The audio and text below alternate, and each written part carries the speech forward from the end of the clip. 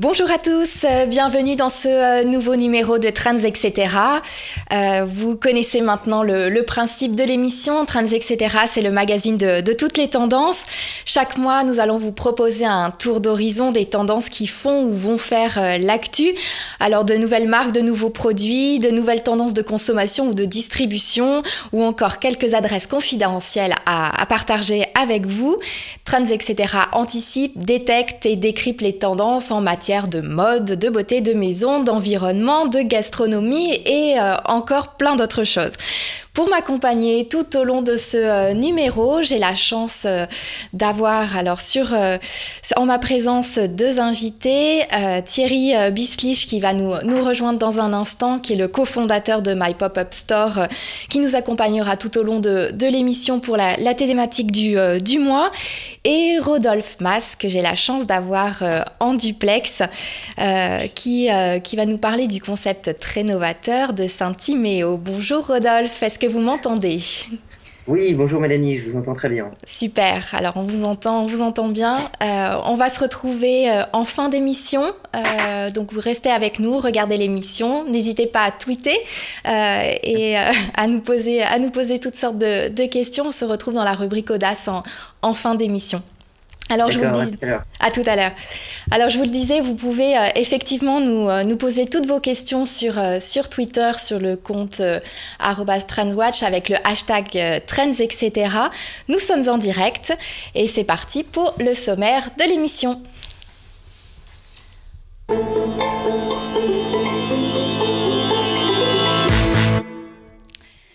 Alors au sommaire de ce 5e numéro, beaucoup de sujets à aborder ensemble.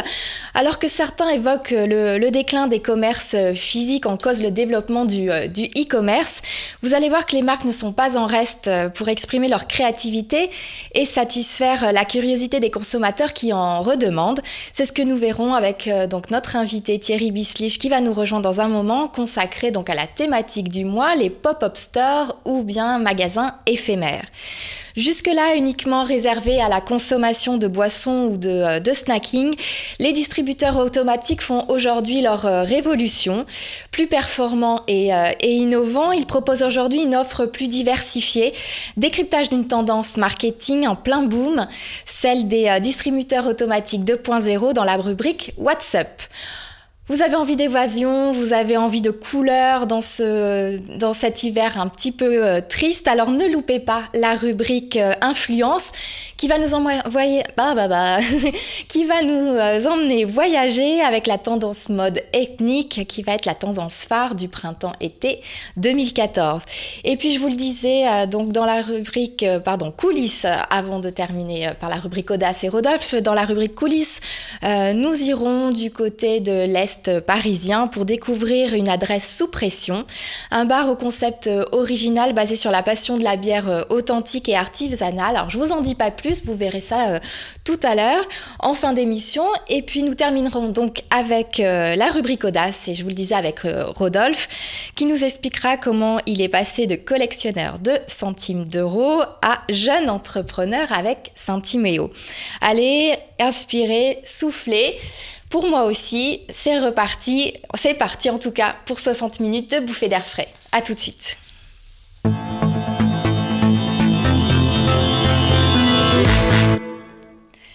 Alors on va bousculer un petit peu notre sommaire pour attendre Thierry qui est un petit peu coincé dans les transports en commun et on va démarrer donc l'émission avec la rubrique What's Up. Alors dans cette rubrique, nous avons l'habitude justement de détecter les dernières tendances, les dernières innovations. Alors Rodolphe, ça vous concerne tout particulièrement parce que nous allons parler justement des distributeurs automatiques un petit peu nouvelle génération, distributeurs 2.0. Aujourd'hui, vous savez que l'offre des distributeurs automatiques ou DA porte essentiellement sur les boissons et les snackings. Alors peu à peu, comme aujourd'hui, Japon, l'un des plus gros marchés de DA donc au monde, et qui a déjà entamé sa révolution il y a plusieurs années, l'offre aujourd'hui se tourne vers des produits non alimentaires. Alors c'est un marché qui effectivement se portait bien jusqu'en 2013, mais malheureusement il a été lui aussi rattrapé par la crise, et donc il affiche une régression de 2% en termes de chiffre d'affaires, avec un marché qui tourne à peu près autour de 2 milliards d'euros. Du coup, ce marché se diversifie, innove et essaie d'apporter donc un supplément de services aux consommateurs, notamment avec l'apport d'innovations technologiques comme la télémétrie pour analyser les ventes à distance, les écrans interactifs et tactiles, ou encore les logiciels de reconnaissance pour mieux conseiller le client et du coup apporter une nouvelle opportunité aux consommateurs. Alors d'un point de vue marketing, les marques commencent à prendre en compte le marketing appeal des distributeurs automatiques. L'intérêt pour elles est tout d'abord d'apporter un service à leurs consommateurs en se plaçant dans des lieux attractifs, mais aussi pour apporter une nouvelle expérience avec la marque. Donc vous l'aurez compris, ces distributeurs sont de plus en plus performants, de plus en plus innovants et sont maintenant connectés, mêlant l'identification marketing et l'achat ciblé, customisé. Alors justement, nous allons balayer un petit peu les dernières innovations du moment, et je vous propose donc de démarrer par peut-être le distributeur qui a connu et qui a fait le plus de buzz là en fin d'année, c'est celui de L'Oréal, que nous allons voir au travers d'une photo. L'Oréal Paris a installé en test un distributeur automatique nouvelle génération dans une des stations de métro les plus fréquentées de Manhattan, qui est Bryant Park. Donc le principe, c'est que ce distributeur peut stocker 700 références donc de fard à paupières, de rouge à lèvres et autres vernis. Le dispositif, qui est baptisé Intelligent Color Experience, inclut un miroir interactif qui détecte les couleurs des vêtements portés et du coup propose la parfaite panoplie de produits de beauté qui s'accordera à la tenue. Alors c'est vrai que L'Oréal n'est pas le premier dans les cosmétiques à se lancer dans ce type d'initiative. Moins technologiquement innovant, mais tout aussi intéressant, c'est la marque Benefit Cosmetics du groupe LVMH, qui a elle aussi décidé d'implanter cet automne ses distributeurs automatiques dans les principaux aéroports. Voilà, vous découvrez les images dans les principaux aéroports du monde entier. Ces kiosques qui s'appellent Glamour Away sont des bus roses au décor vintage et humoristique. Ils approvisionnent donc les voyageurs en produits phares bénéfiques, du blush liquide au baume pour les lèvres, tout en les abreuvant. Donc vous pouvez le voir au travers de ces images, des meilleurs trucs et astuces cosmétiques via une interface graphique. Alors on va passer à Nailmatic, qui est une approche adoptée par un Français qui lui aussi a lancé les premiers distributeurs automatiques de vernis à ongles, et que je vous propose de découvrir au travers de quelques images.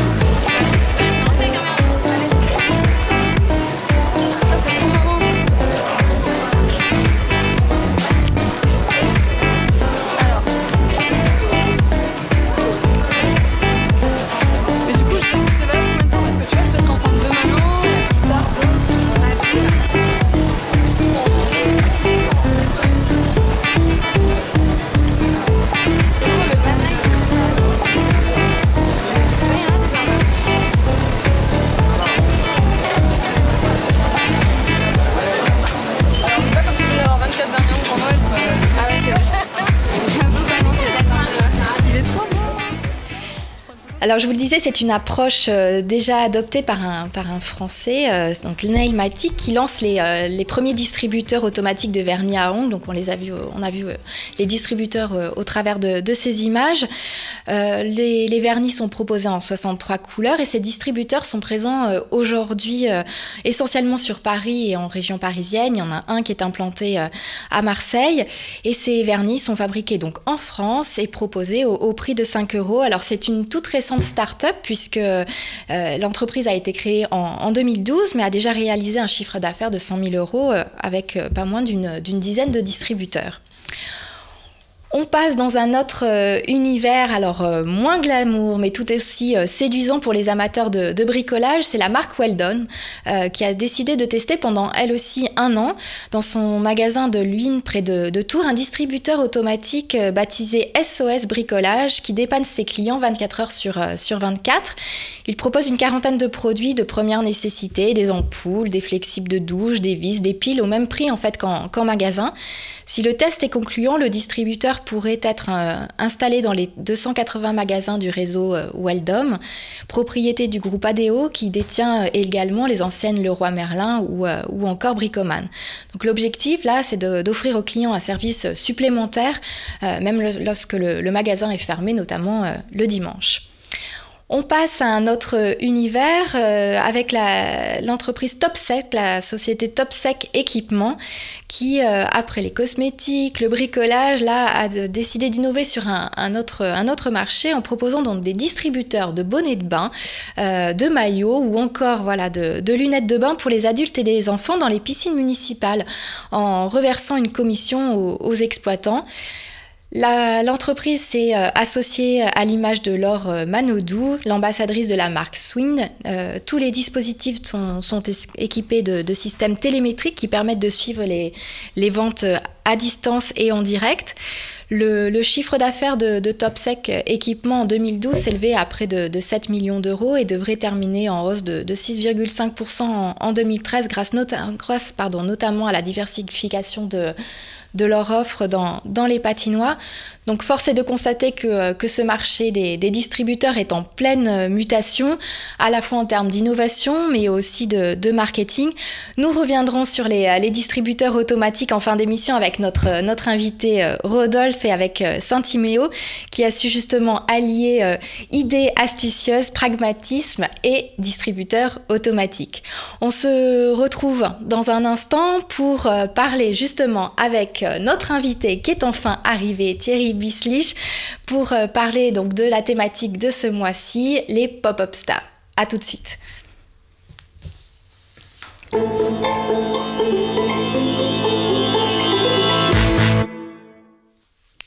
On se retrouve dans Trends, etc. donc pour aborder le thème du mois consacré aux pop-up stores ou magasins éphémères. Et pour en parler, j'ai un expert puisque j'ai le cofondateur d'une société qui s'appelle My Pop-up Store, Thierry Bislich.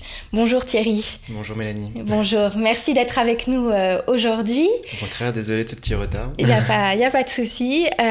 Nous allons donc aborder cette thématique ensemble. Alors déjà, avant même de commencer, expliquez-nous ce qu'est un concept store, donc de pop-up store. Qu'est-ce que c'est que le concept du pop-up store ? Alors, le pop-up store, c'est concrètement une boutique temporaire, effectivement.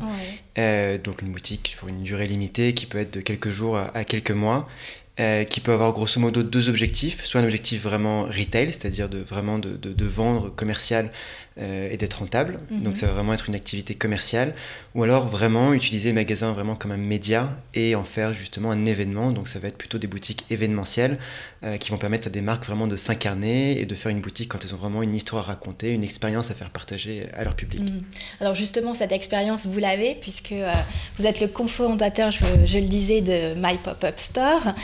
C'est une société qui a quel âge et qui fait en gros combien de chiffres d'affaires aujourd'hui ? Alors, on est une société qui est encore assez jeune, mais on atteint bientôt nos 5 ans d'existence. Je pense qu'on a été un peu parmi les premiers, en tout cas, à s'intéresser au sujet en France. Et voilà, aujourd'hui, on n'a pas encore les chiffres d'affaires de Facebook, mais voilà, on dépasse le million. On espère atteindre peut-être le 2e, si possible. Voilà, on se développe gentiment. Voilà. D'accord. Alors aujourd'hui, justement, les sociétés qui viennent vers vous, les marques qui viennent vers vous, quelles sont-elles en fait?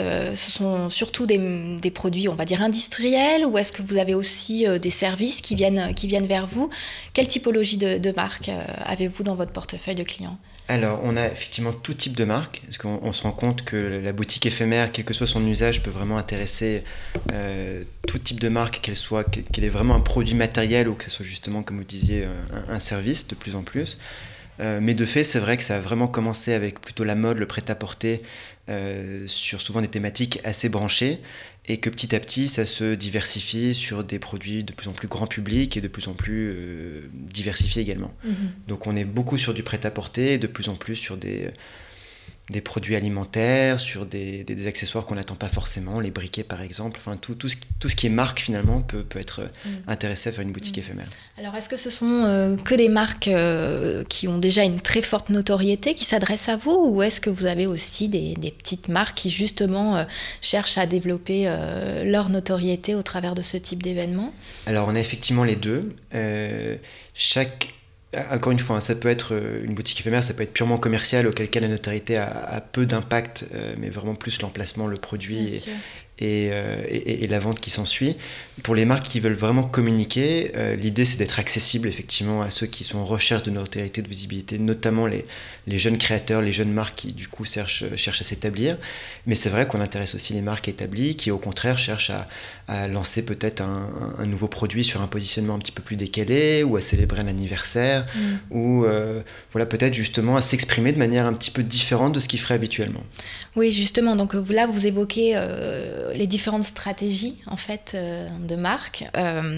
Donc vous le disiez, on peut avoir des stratégies à la fois purement commercial, donc justement peut-être une marque qui veut s'implanter et qui, avant de passer le cap du pas de porte, etc., peut tester dans un nouveau quartier ou une nouvelle cible. Justement, donc vous avez dans votre portefeuille pas mal de belles marques.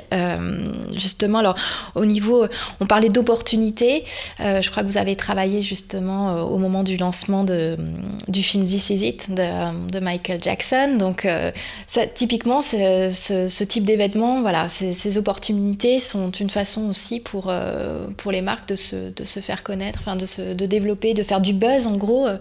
On voit justement une image que j'ai prise sur votre site d'ailleurs.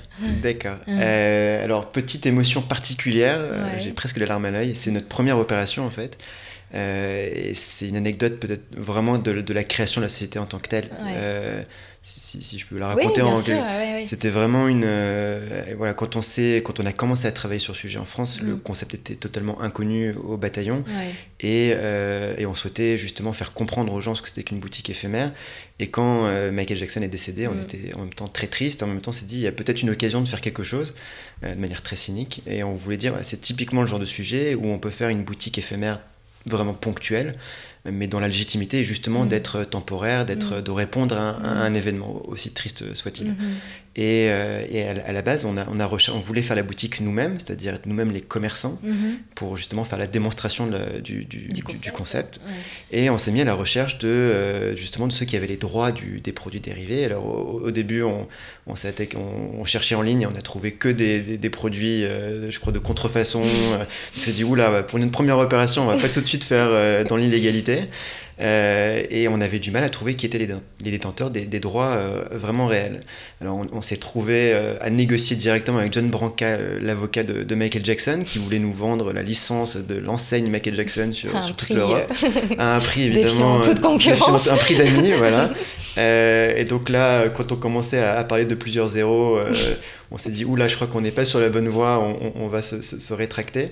On avait tout le cabinet sur le dos. Et puis finalement, on a trouvé par hasard une société qui s'appelait Bravado aux États-Unis, qu'on a contacté, on a envoyé un email. Et 3 heures après, on était contacté par la directrice merchandising d'Universal Music, qui nous appelle directement sur le portable, qui dit, écoutez, on m'a transféré votre email, Bravado, c'est une société qui nous appartient, et votre concept m'intéresse beaucoup, je veux qu'on le fasse ensemble. Et du coup, vraiment, de proche en proche, du coup, Universal Music a été notre premier client. Et on a fait cette opération donc dédiée à Michael Jackson avec les produits de la tournée This Is It. Donc c'était vraiment les produits homologués qui étaient censés être vendus dans les concerts. Voilà. Bravo, belle audace. Alors c'était c'est la chance des débutants comme on dit, mais c'est vrai que ça nous a lancé et c'était une belle voilà, et ça fait énormément de bruit parce que c'était vraiment une première, c'était un peu étonnant, même si c'était pas spectaculaire physiquement, ça a été quelque chose qui a un petit peu détonné dans le milieu. Alors, donc c'est une opportunité que vous avez réussi à saisir.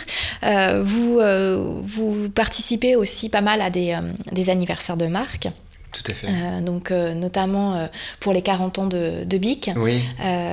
Vous avez travaillé donc, sur le concept d'un pop-up store pour les 40 ans du briquet BIC. Alors, on va regarder quelques images. Justement que vous pouvez nous commenter. Comment ça s'est passé? Est-ce que là, encore une fois, alors c'est vous qui avez été audacieux, qui avez contacté BIC ou est-ce que c'est BIC qui est venu vers vous? Alors, l'idée, quand on se développe, c'est que les marques nous contactent et ça arrive quand même de temps en temps. Donc là, c'était vraiment BIC qui nous avait contactés, mais vraiment de manière très, très, très prospective sur le sujet des pop-up stores. Ils avaient deux sujets sur lesquels ils voulaient communiquer et voilà, à force de les rencontrer, de proposer des choses, on a effectivement décidé de faire cette boutique éphémère. Qui était où donc Alors qui était dans le Marais, D'accord. qui était dans une galerie en fait qu'on a pu occuper pour l'occasion. Oui. Qui était du coup dans un endroit assez passant, avec une grande surface, donc vraiment une possibilité de s'exprimer. Et vraiment l'idée c'était effectivement de célébrer les 40 ans du briquet BIC. La problématique était pas évidente, parce que souvent quand on veut communiquer sur une marque, surtout quand on veut mettre en scène une expérience, on met en scène vraiment l'utilisation du produit.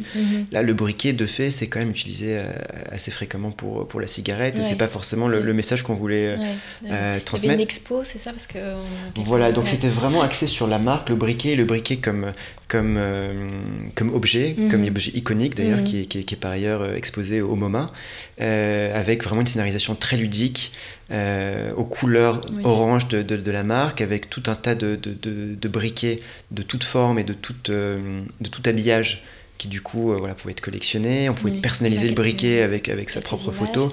C'était vraiment la thématique de l'anniversaire aussi, donc un peu de manière festive, un peu régressive, côté goûter d'anniversaire, donc un gâteau entier à base de briquet. Mais vraiment l'utilisation du briquet et de sa forme, de sa couleur, de son habillage, pour créer le lien avec le public, pour vraiment célébrer l'anniversaire avec son public. Et l'expérience a été extrêmement bien reçue par les gens qui sont venus, et ça a pu faire effectivement pas mal de bruit, ce qui était l'objectif. Voilà. Le pop-up store a duré combien de temps là, sur cet événement? Ça a duré 10 jours. D'accord, donc c'est vraiment éphémère. Hein, c'est vraiment éphémère. On n'est pas là pour vendre quoi que ce soit. Si, alors on vendait les briquets, mais c'est secondaire par rapport disons, à l'expérience, à l'événement. Mais l'idée c'est vraiment d'être suffisamment longtemps pour que les gens aient le temps de venir, mais suffisamment peu longtemps pour qu'il y ait quand même un caractère d'urgence, que ça reste événementiel, et que ça coûte pas non plus démesurément cher. Bien sûr. Et du coup pour la marque là, le principe était, l'objectif était de quoi, de créer un contact avec les consommateurs, de créer de l'émotion, une expérience, etc. avec la marque, ou plus largement de créer un buzz médiatique et de refaire parler de la marque? Alors c'est toujours un petit peu tout ensemble. Il y avait effectivement l'idée de célébrer vraiment avec le public, donc créer un moment un peu émotion avec le public. Il y avait aussi, je pense qu'il y a toujours une dimension pour valoriser la marque auprès des clients professionnels, auprès des internes aussi à la société. Et puis évidemment, il y a l'idée que c'est un très bon levier pour communiquer, que ce soit en relations presse, en réseaux sociaux, etc. Donc communication externe, communication interne. Exactement. Lien avec le consommateur. Voilà. Du coup, vous qui êtes au cœur de ce type d'événement, justement, qu'est-ce que vous disent les consommateurs quand ils visitent ce type d'endroit? Ils trouvent ça un peu opportuniste de la part de la marque, ou ils sont complètement séduits et trouvent ça finalement génial, quoi? Alors, on a rarement des commentaires négatifs, peut-être qu'on ne veut pas nous les dire, mais non, en général, les gens sont ravis de ce genre d'occasion. C'est vraiment c'est du commerce festif, et on leur offre voilà, beaucoup plus qu'on ne leur prend en quelque sorte. Donc c'est vraiment c'est de l'événementiel au sens propre. Donc généralement les publics, enfin voilà, quand c'est bien fait, quand c'est original, quand c'est une expérience un peu inédite, c'est très bien reçu. Alors là, c'est plutôt sur le côté événementiel, l'anniversaire donc des 40 ans du briquet de Bic. Vous avez également travaillé pour la marque Karl, donc du coup pour le lancement produit, enfin le lancement de la marque. Alors on aurait aimé avoir Karl Lagerfeld sur le plateau. Il n'a pas pu venir, exceptionnellement aujourd'hui il n'était pas disponible. Mais voilà, peut-être le mois prochain. Racontez-nous du coup comment ça s'est passé, parce que je crois savoir que la marque Karl a été lancée dans plusieurs capitales européennes de façon simultanée. Du coup, est-ce que vous avez été intégré dans le dispositif en amont, ou est-ce que voilà, chaque capitale faisait... et est-ce que vous êtes intervenu sur d'autres capitales, ou est-ce que vous avez géré la partie France uniquement? Comment ça s'est passé concrètement sur ce lancement? Alors effectivement, chaque cas est un petit peu particulier. Et effectivement, nous on a plusieurs activités, donc on intervient, on peut intervenir que sur le lieu ou vraiment sur l'agence, vraiment le design événementiel, ou même sur juste l'opération de boutique. Là, c'est un cas de figure un peu spécifique parce que voilà, on avait déjà été en contact avec les équipes de Karl Lagerfeld. On savait qu'ils souhaitaient lancer cette marque.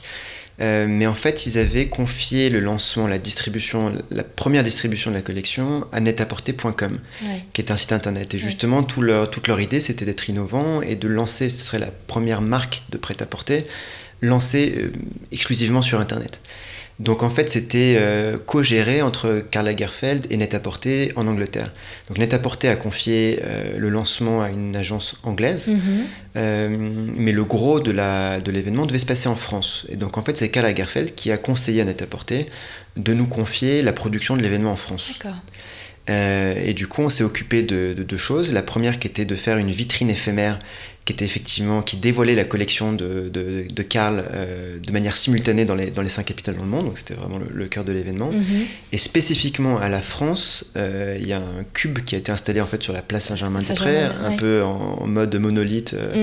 Voilà, avec les images de la collection, un peu en avant-première, et qui a été inauguré par Karl Lagerfeld en personne, par Nathalie Massonnet, et avec un défilé de mode qu'on a du coup conçu nous-mêmes et organisé sur la place. D'accord, donc du coup là vos compétences et votre expertise a été largement dépassée, puisque vous avez organisé aussi un défilé. Exactement, et au pied levé. Là, le principe du coup de l'utilisation du pop-up store comme outil marketing ou de communication, c'est pour la marque Karl, c'était lequel? C'était justement de tester l'accueil de la marque auprès des consommateurs, c'était de voir justement s'il y avait une réaction positive, et donc du coup peut-être l'intérêt de développer derrière un réseau de distribution de boutiques. Ou est-ce que c'était un coût aussi médiatique? Je pense que c'était essentiellement effectivement un coût médiatique, c'était un coût de lancement, c'était vraiment ça faisait partie du dispositif de lancement de la marque, avec plusieurs étapes. La première devait vraiment être de lancer la marque sur Internet, et puis la deuxième étape devait justement de monter les boutiques en propre, mais ça faisait partie vraiment, je dirais, c'était intégré, je dirais, un dispositif de communication autour de la marque. La stratégie en fait de communication. Exactement, mais c'est vrai que c'était intéressant d'avoir la boutique éphémère comme premier lancement, vraiment comme lancement. Tout à fait. Alors, dernier exemple que l'on va aborder, c'est l'exemple d'Oxybul, qui du coup là est un événement pour un retailer. Exactement. Du coup, quel était le principe là, de l'opération? Alors le principe là est, je dirais, un peu plus pragmatique. L'idée c'est qu'il y a quand même des activités qu'on va appeler saisonnières qui fonctionnent de manière majoritaire, ou en tout cas très importante à certaines périodes de l'année. Le plus emblématique, c'est effectivement les jouets de la période des fêtes de fin d'année. Donc l'idée, c'était de pouvoir multiplier les points de vente à ce moment-là. Et donc l'idée, c'était effectivement de leur monter un magasin dans un endroit de très fort passage qui est l'Esplanade de la Gare de Lyon. Cette année, c'est un autre concept qui a pris le pas. Aujourd'hui, c'est Emma, qui est une enseigne néerlandaise. Mais voilà, l'idée, c'était de profiter d'une période spécifique pour installer une structure, donc au nom d'Oxybul. Mais vraiment, l'objectif derrière était de vendre. C'est vraiment l'efficacité, entre guillemets. Donc c'est vraiment l'idée d'avoir le bon produit au bon moment, au bon endroit, voilà, pour dire les choses. Et là, du coup, le pop-up store a duré combien de temps sur le mois de décembre? Alors, il a duré un peu plus longtemps. Un peu plus longtemps. Souvent, les concepts retail sont un peu plus longs que les concepts événementiels, parce qu'il faut quand même... Des questions de stock, peut-être, non? Des questions de stock, des questions d'amortir les coûts sur une plus longue durée, des questions un peu de ramp-up, c'est-à-dire vraiment de faire... construire un petit peu la vente. Donc ça a duré 3 mois. Et c'était de mi-octobre à mi-janvier, si je dis pas de bêtises. Un peu en avance des fêtes. Voilà, exactement. D'accord. Alors du coup, est-ce que vous pouvez nous expliquer en quoi le côté éphémère en fait de ce type d'opération, de ce type donc, de magasin, est-il un argument de vente supplémentaire dans le cas d'une stratégie commerciale? Qu'est-ce qui séduit justement le consommateur? Alors, le consommateur final ou la marque qui veut... Les deux. Les deux, d'accord. Je pense que ce qui séduit nos clients, c'est-à-dire vraiment entre guillemets, en B2B, les professionnels, c'est que c'est d'un côté soit un outil de distribution particulièrement souple, c'est-à-dire qui vraiment, comme je disais, permet d'être là ponctuellement au bon endroit, au bon moment, et du coup maximiser les ventes.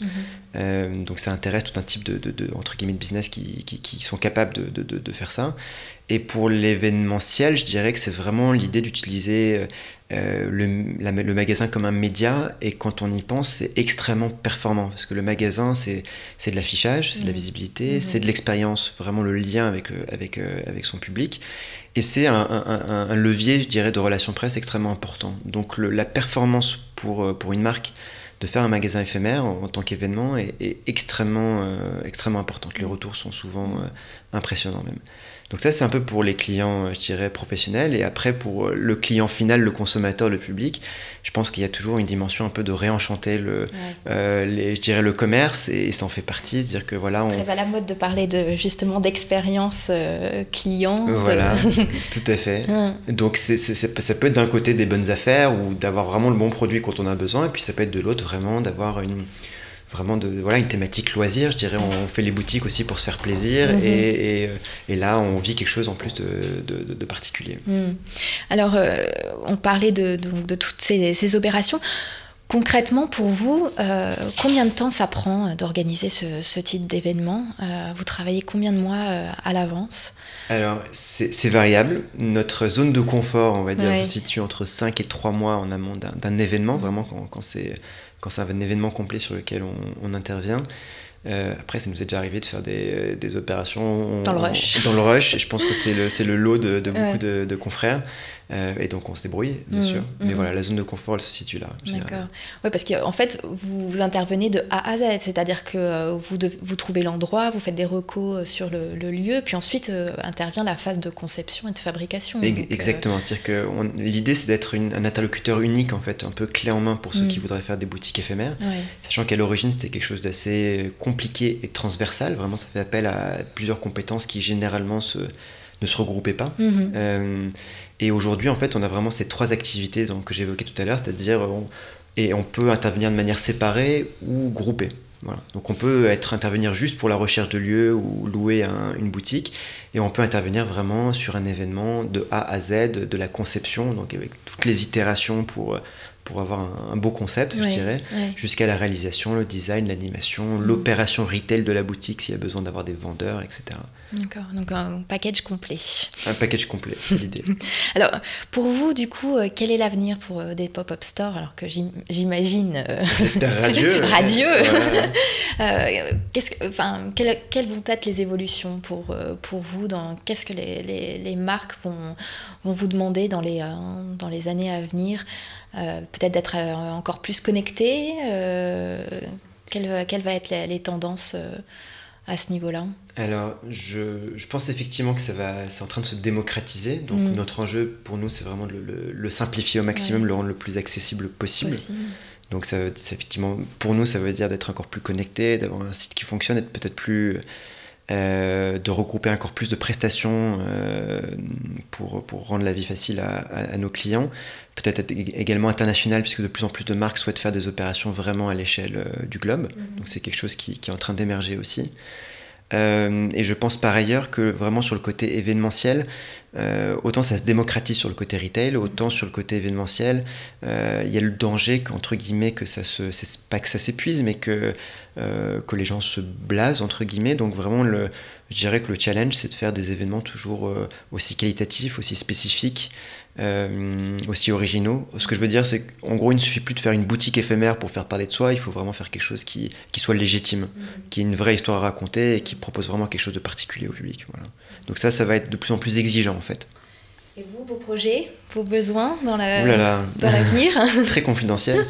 Alors, on travaille beaucoup en ce moment sur tout un tas de concepts événementiels. Oui, j'imagine que... Voilà. Mais peut-être une internationalisation? Oui, alors on a commencé à faire des projets internationaux. Une de nos dernières opérations, c'était pour une marque qui s'appelle Happy Socks, qui fait des chaussettes concrètement, mais assez colorées, assez très sympa. Et je crois, qui est la première marque qui a fait cette année plus de 40 magasins éphémères partout dans le monde, de manière simultanée. Donc c'est vraiment... on n'en a pas suffisamment entendu parler, je trouve, parce que c'est l'histoire Là, je pense qu'ils ont marqué un peu l'histoire du retail et de l'événement. Et nous, on en a fait 6 parmi... Et donc, on l'a fait sur plusieurs capitales européennes. Donc c'est effectivement une des grosses tendances sur lesquelles on va se développer, de pouvoir vraiment être sur plusieurs villes en même temps à l'international. Bon, bah écoutez, voilà. Plein de beaux projets. Oui, c'est excitant. Merci beaucoup. On continue l'émission. Et sans plus tarder, on passe à une foule d'infos et d'adresses confidentielles. À tout de suite.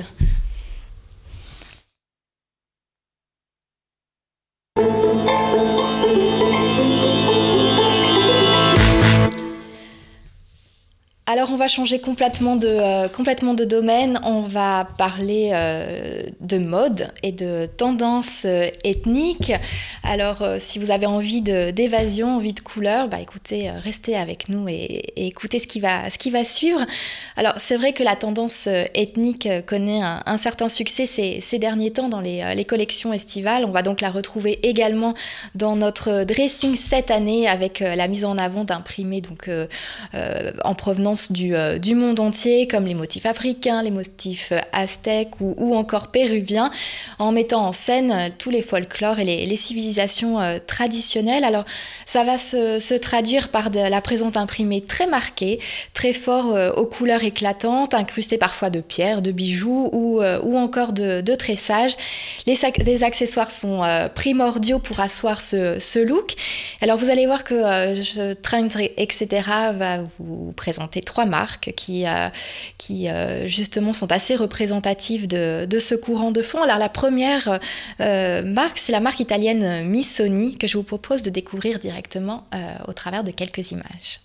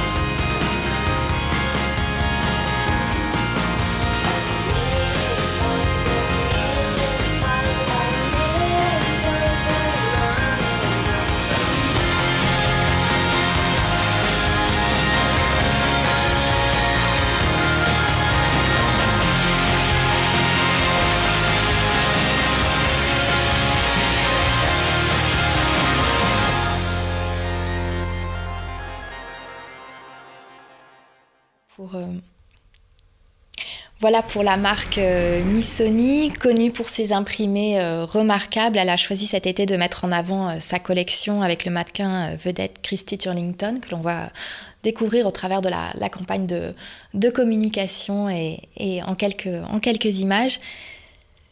Ou pas. Le pauvre Benjamin court dans tous les sens aujourd'hui.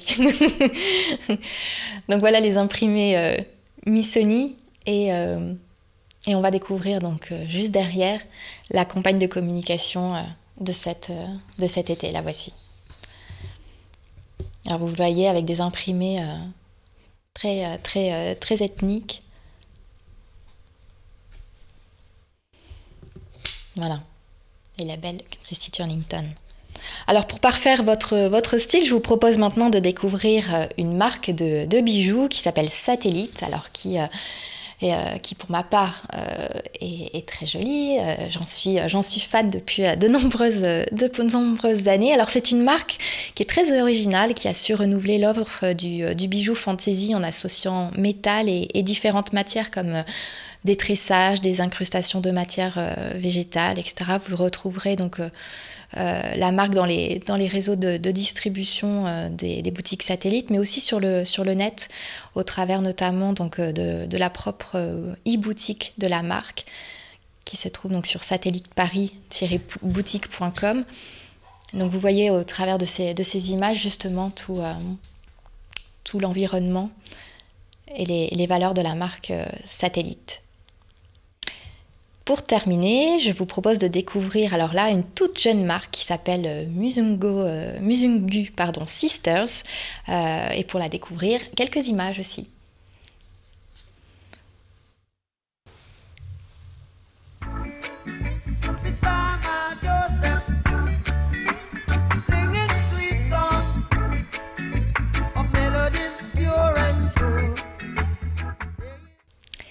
Alors Musungu Sister, qui signifie voyageur en swahili, c'est d'abord l'histoire de deux amies, Tatiana Santo Domingo et Dana Alikani. Alors si la première est colombienne et la seconde iranienne, toutes deux partagent une vraie passion pour le voyage.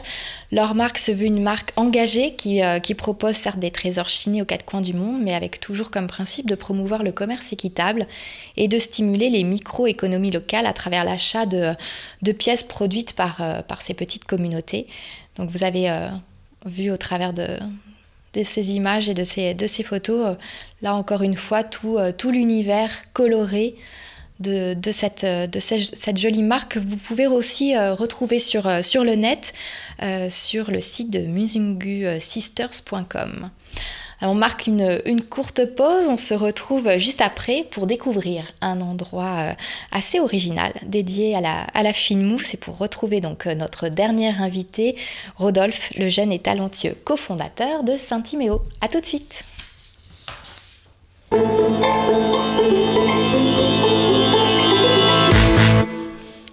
Alors Thierry, je ne sais pas, est-ce que vous êtes un amateur de bière ?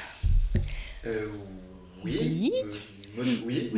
Avec modération. Alors, on ne vous entend pas parce que vous avez... Alors, avec modération, voilà. Avec modération. Alors, je vous propose de découvrir un endroit à Paris. Je ne sais pas si vous connaissez la Fine Mousse, qui est un endroit assez original, qui est dédié, donc vous l'aurez compris, à l'univers de la bière. D'accord. La Fine Mousse est un bar à bière artisanal situé dans le quartier d'Oberkampf, donc métro Saint-Maur, Ménilmontant. C'est le premier dans son genre, puisque c'est le premier bar de dégustation de bière artisanale à Paris. D'accord. Donc c'est un endroit qui propose 20 pressions et plus de 150 bouteilles. Alors l'endroit est très, très sympathique. Voilà, on voit quelques images. Je vous laisse découvrir justement la Fine Mousse en images.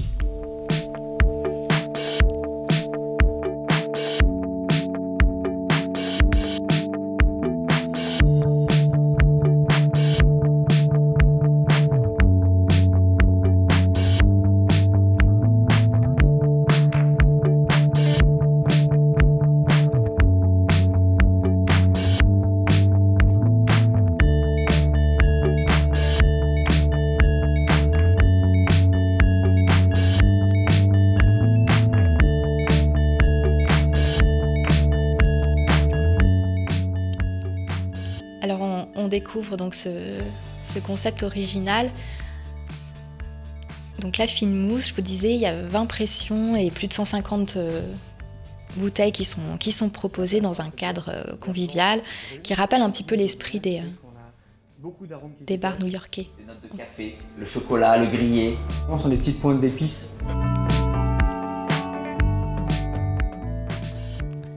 Donc ce lieu est animé, vous l'avez vu, par 3 garçons très enthousiastes, prêts à vous faire découvrir de nouvelles saveurs. Alors c'est pas qu'un bar à bière, hein, tout ça bien sûr à consommer avec modération. Vous pourrez aussi y déguster de délicieuses planches de charcuterie ou de fromage.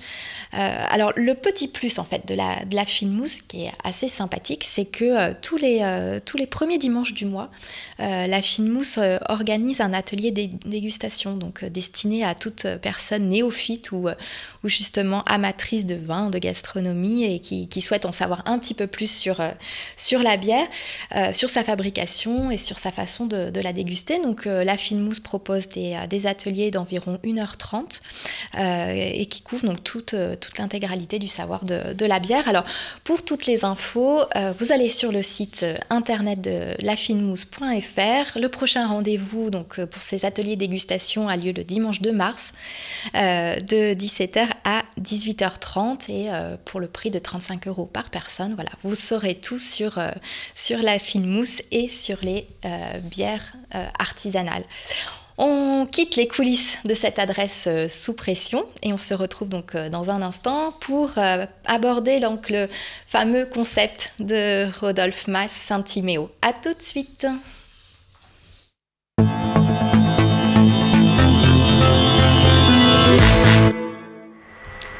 Rebonjour Rodolphe. Bonjour Mélanie. Super, on s'entend. Vous m'entendez bien? Oui. Je vous entends très bien. C'est parfait. Merci d'être avec nous, Rodolphe. On va du coup reparler de distributeurs automatiques avec vous. C'est justement en préparant l'émission et en préparant la rubrique WhatsApp qui était donc dédiée aux distributeurs automatiques nouvelle génération que je suis tombée sur votre idée qui est juste géniale. Alors, expliquez-nous ce qu'est Saint-Timéo. Alors, Saint-Timéo est né en 2011 d'un concept très simple. Ouais. C'est que les gens n'utilisent pas leurs pièces rouges. Exactement. Vous savez, ce sont ces pièces de 1, 2 et 5 centimes qui croupissent dans les fonds de poche ou dans les pots à centimes et qui, au final, représentent un manque à gagner pour les consommateurs, mais aussi un coût pour l'État. Parce qu'en fait, on s'est rendu compte que, dû à l'utilisation des pièces rouges, l'État est obligé d'en refrapper à hauteur de 800 millions chaque année. Rodolphe, pardon, excusez-moi, mais on vous entend difficilement. Il y a un bruit de fond derrière vous.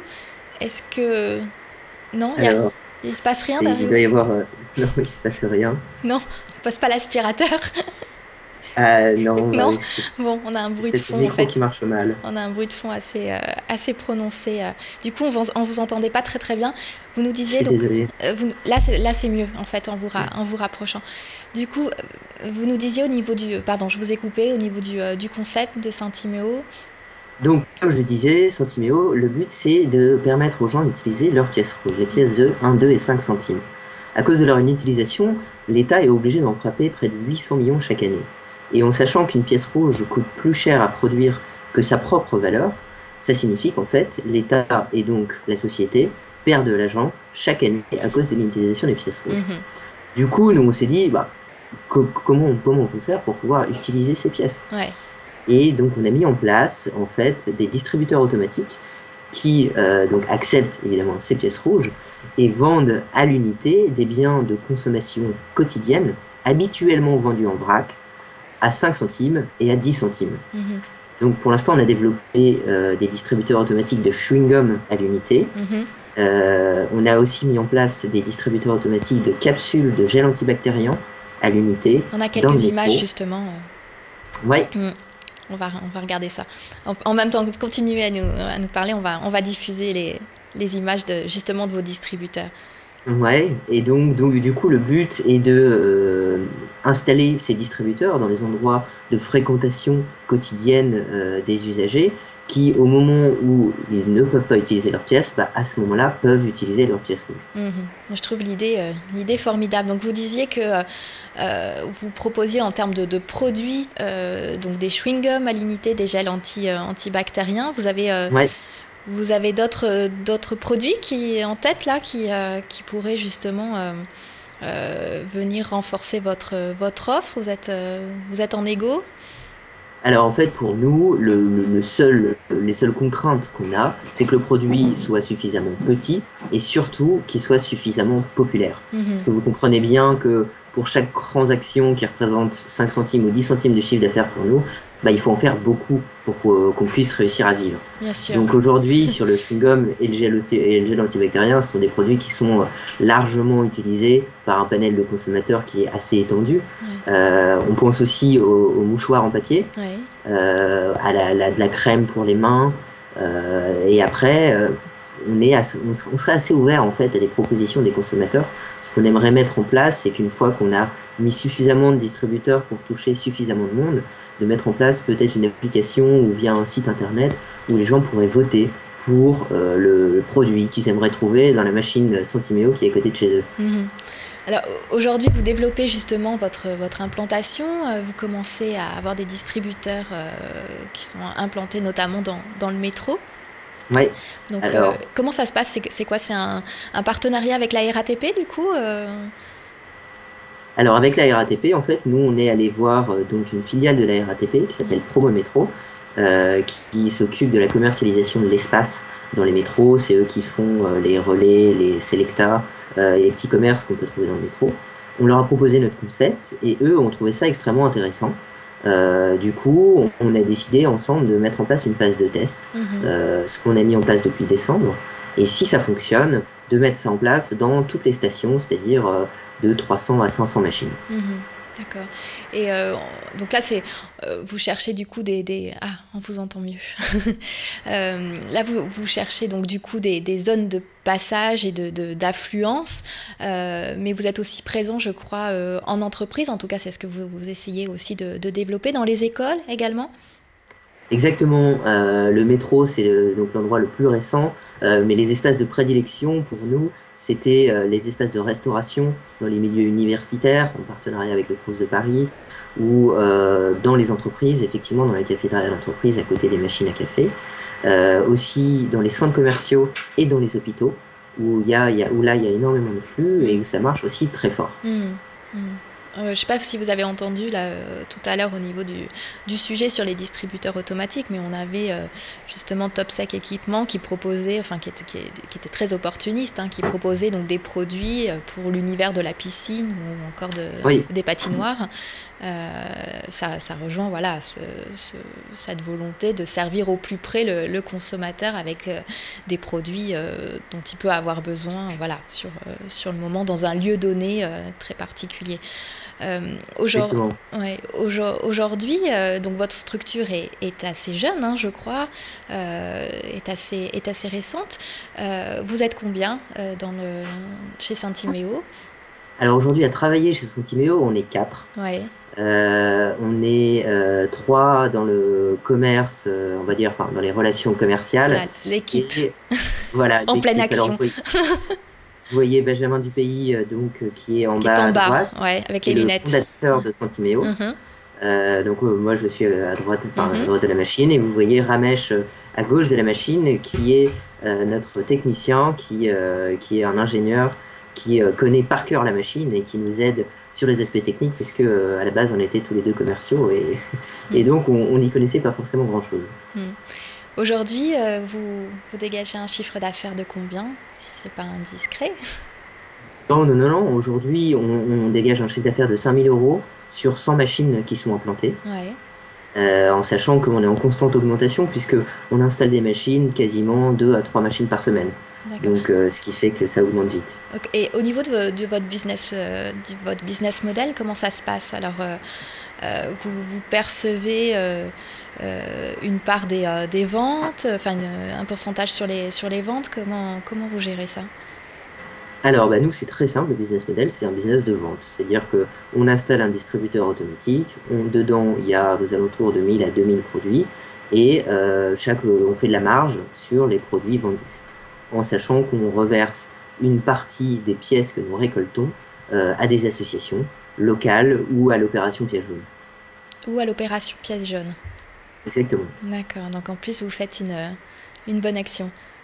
Voilà, le but c'est de dire aux gens, en utilisant vos centimes dans la machine Centiméo, non seulement vous faites une bonne affaire, puisque vous achetez les produits moins chers que partout ailleurs, mais en plus vous faites un micro-don.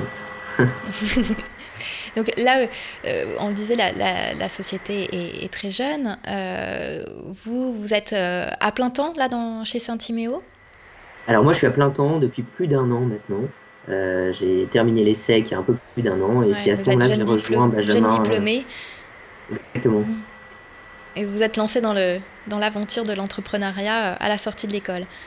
Exactement, j'avais le choix entre ça ou le conseil en stratégie ou la banque. Et je me suis dit, bon, c'est beaucoup plus rigolo de commencer dans une boîte où je vais faire d'un côté du commercial et de l'autre du bricolage, plutôt que mettre un costard tous les jours.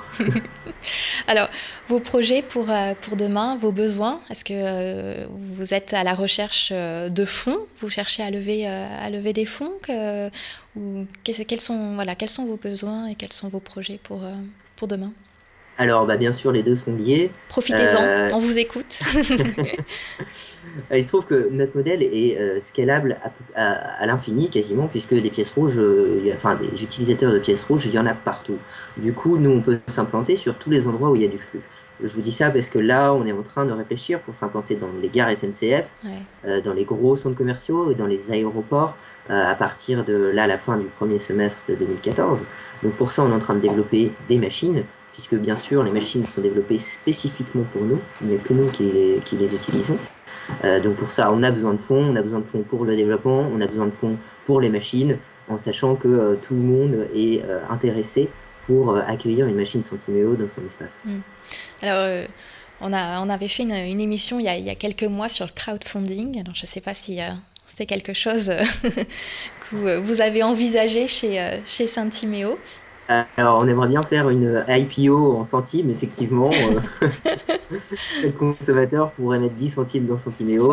Aujourd'hui, on est peut-être un peu petit, mais... En tout cas, écoutez, belle audace. Moi, j'ai trouvé l'idée formidable. Je vous souhaite plein de bonnes choses pour Centiméo. N'hésitez pas à revenir nous en parler et à nous donner des nouvelles dans l'émission Trans, etc. sur Watch TV. En tout cas, on va continuer à vous suivre avec plaisir. Merci Rodolphe. Merci à vous. Merci beaucoup. Au revoir. Au revoir. Merci également à vous Thierry, merci d'avoir été présent tout au long de cette émission. Plein de bonnes choses aussi pour My Pop-Up Store. Merci beaucoup Mélanie. On va vous suivre aussi, on va regarder un petit peu ce que tout ça devient. Voilà, ce que tout ça devient. N'hésitez pas à revenir, à nous faire part de vos nouvelles expériences et de vos nouveaux événements. Nous, en tout cas, on va se retrouver le mois prochain car Trans, etc. c'est déjà fini. Benjamin qui me dit l'autre caméra. N'hésitez pas donc à regarder l'émission en replay sur le site de la chaîne Watch TV ou à télécharger l'émission donc en podcast sur iTunes puisque nous sommes maintenant présents sur iTunes et à regarder donc l'émission en replay. Nous on se retrouve le mois prochain, donc le jeudi 13 mars de 13h à 14h en direct sur Watch TV pour de nouvelles infos, tendances et de nouvelles adresses. D'ici là, restez connectés. Bye!